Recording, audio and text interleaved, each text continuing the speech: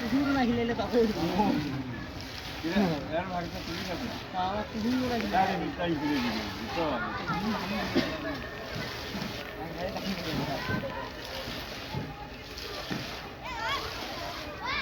আমি এটি দোকান করে দিল আমি কাম করতে পারবো আমার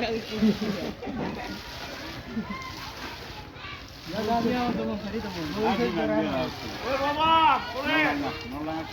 কালীপুরি না যেখানে কাজ করবেন টাকা পাবেন এখানে একটা প্লাস পয়েন্ট আছে কি টাকাও পাবেন দোয়াও পাবেন কিন্তু আন্তরিকতা তো আমরা বুঝবো না ওটা তো দেখা যায় না কিন্তু আন্তরিকতার সহিত যতটুকু করে দিয়ে দেবেন